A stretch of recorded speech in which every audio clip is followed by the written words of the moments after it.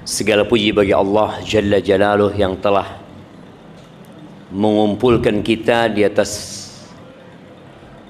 petunjuk dan ketakwaan kepadanya. Kita berada di tempat ini dalam rangka mendekatkan diri kepada Allah Jalla Jalaluh. Tidak ada nikmat yang lebih agung daripada nikmat mengenal Allah. Tapi terkadang sebagian manusia tertipu dengan kesenangan dunia yang terkadang hanya membawa kepada kesengsaraan belaka. Ana bersyukur kepada Allah bisa sampai ke Tanjung Pinang ya. Ana nggak mimpi untuk sampai ke tempat ini karena ternyata jauh jemaah Tanjung Pinang. Tapi tatkala Allah berkehendak, Allah itu tinggal mengatakan kun, maka jadilah. Maka semoga pertemuan kita diberkahi oleh Allah Jalla Jalaluh. Masjidnya itu yang mana? Ini masjidnya. Gimana? Ini masjidnya. Yang di luar sana? Apa? Oh, perluasan. Masya Allah. Alhamdulillah. Semoga masjidnya cepat gede jamaah ya, sehingga bisa menampung jamaah lebih banyak. Allahumma salli wa sallim ala abdika wa rasulika sayyidina wa maulana Muhammadin wa ala alihi wa ashabihi ajma'in. Ya Allah, semoga salawat dan salam, berkah dan nikmat senantiasa Engkau curahkan untuk hamba kekasih-Mu, untuk baginda Nabi kita Muhammad alaihi salatu wassalam, untuk keluarga beliau, untuk istri-istri beliau, untuk putra-putri beliau, dan untuk seluruh sahabat Nabi. Semoga Allah meridhai kita bersama mereka. Amma ba'd, malam ini malam Jumat. Tanggal berapa? Tanggal berapa? Yang ditanya yang jawab. Nah, tanggal berapa? 26 Syawal. Benar. 27. Benar. Iya, Masya Allah. Ini kasih hadiah buat antum. Fadhal. Apa tema kita hari ini, antum?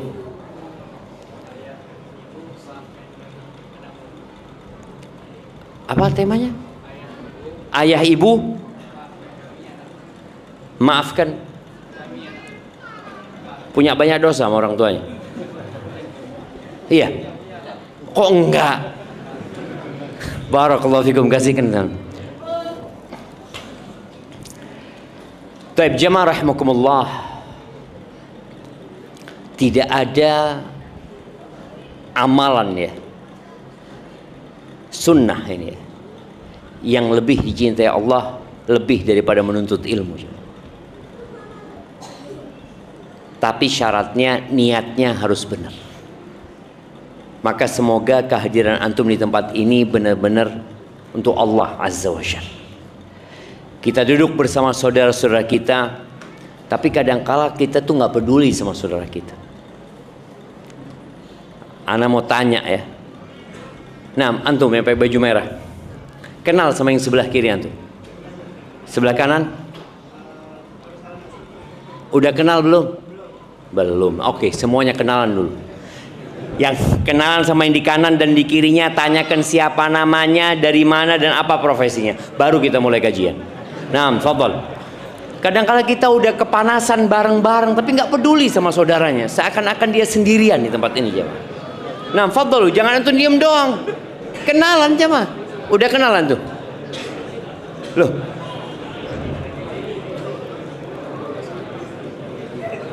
Jangan sombong sama saudara jemaah. Jangan angkuh lah. Apalagi yang berdiri di sana.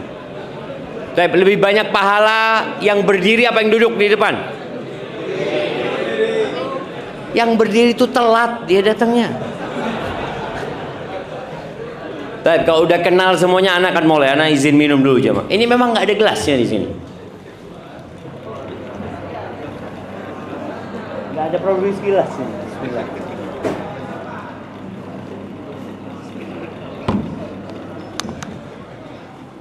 Iya, yang di luar juga saling mengenal ya. Emak-emak juga yang di atas, mudah-mudahan jemaah Kita ini yang kumpul di tempat ini dimasukkan ke surga Allah Azza wa Jalla. Boleh jadi yang ada di kanan antum masuk surga lebih dulu daripada antum, atau yang di kiri antum. Kita nggak pernah tahu.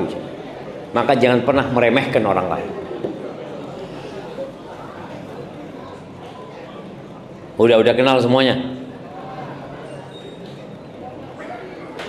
Nah, Masya Allah, baru bikin gelasnya.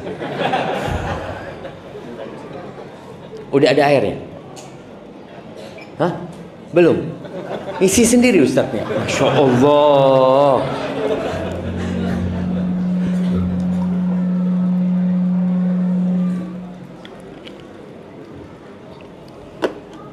Dahulu kita itu tidak ada. Siapa yang ingat ketika berada di rahim ibunya? Angkat tangan, anak kasih hadiah. Ada yang ingat ketika antum di rahim ibu antum? Ketika hari-hari menyebabkan ibunda kita kecapean dengan keberadaan kita. Kadang-kala kita nendang sana, nendang sini, kita nggak berasa. Ingat dengan perjuangan ibunda kita tatkala melahirkan kita. Dia mengorbankan segalanya. Bahkan orang tua yang nggak punya anak ya, kadang-kala 5 tahun belum punya anak, 7 tahun belum punya anak, 10 tahun belum punya anak. Bagaimana dia siap mengeluarkan harta yang dia miliki demi keberadaan kita. Tapi kadang-kala kita lupa. Bukan kita lupa, kita memang nggak ingat. Ketika kita berumur 1 tahun, siapa yang ingat? Nggak ada. Umur 2 tahun nggak ada yang ingat. Oleh karena itu Allah Jalla Jalaluh di banyak ayat dalam Al-Quranul Azim mengingatkan kita. Allah mengatakan di surat Luqman ya, ayat 14, wasainal insana biwalidayhi. Kata Allah, kami wasiatkan manusia untuk berbuat baik kepada kedua orang tuanya. Hamalathu ummuhu wahnan ala wahn. Setelah perintah Allah berbakti kepada ayah bunda, Allah ingatkan ibu.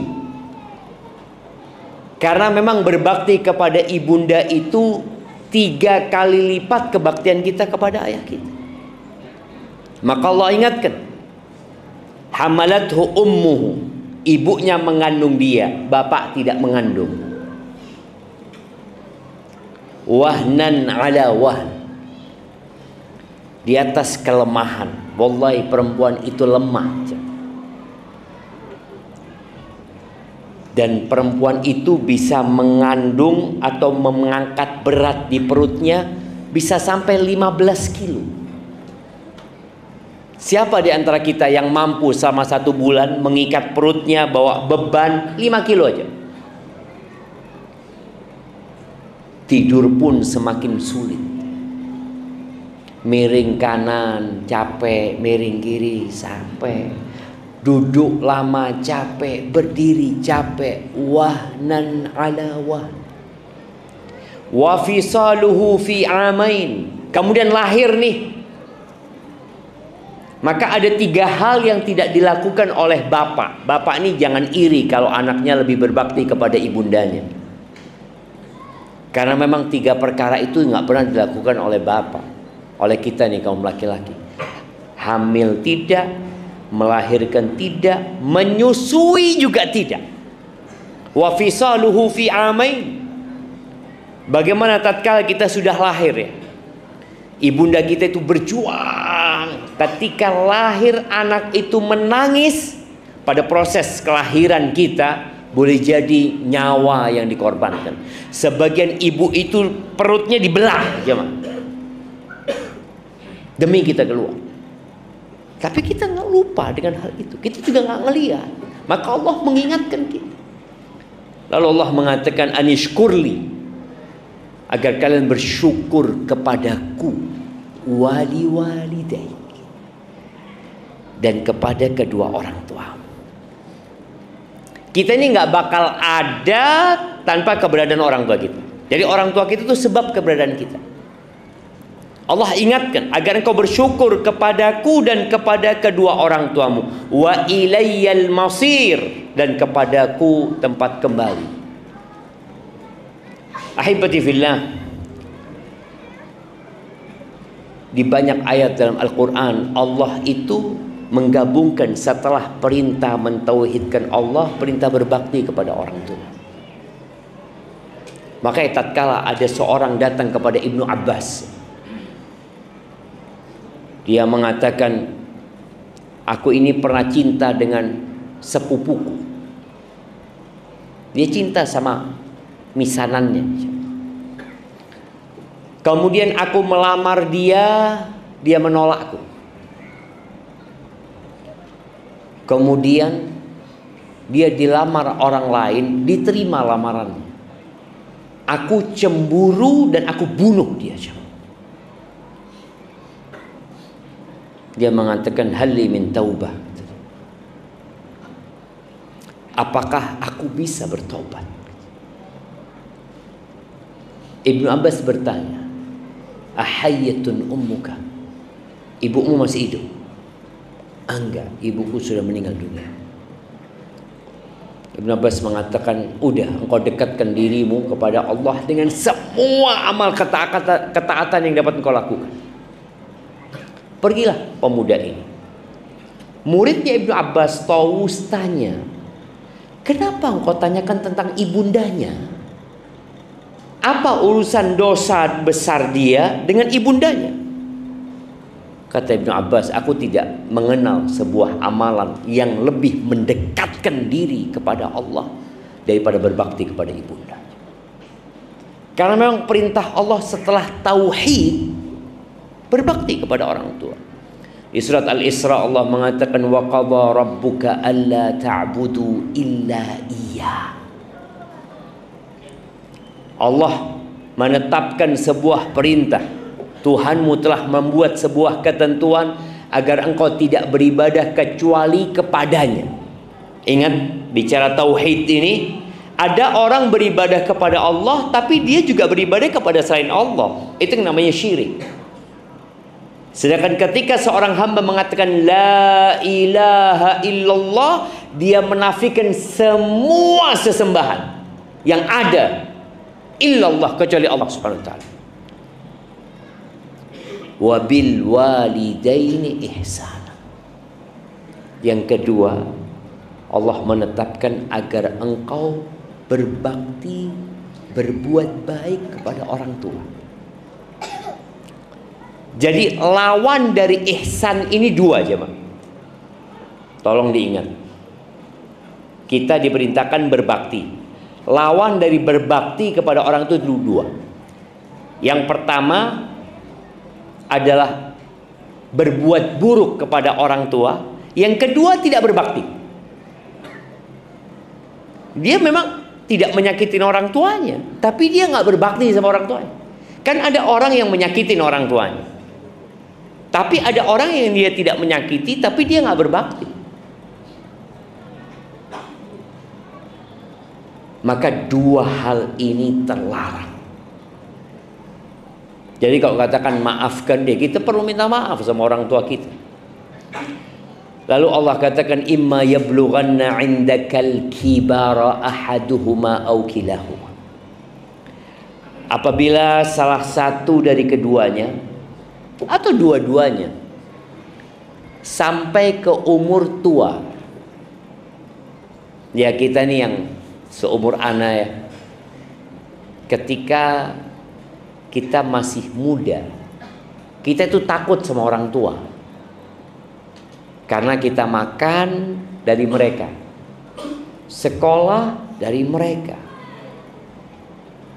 Kalau orang tua marah, bisa jadi kita nggak dikasih uang saku, nggak disekolahin. Kita bergantung sama orang tua. Tapi kadangkala kita tahu dunia ini berputar. Anak ini sukses, sehingga dia bisa membiayai hidupnya sendiri. Bahkan dia bisa membantu orang lain.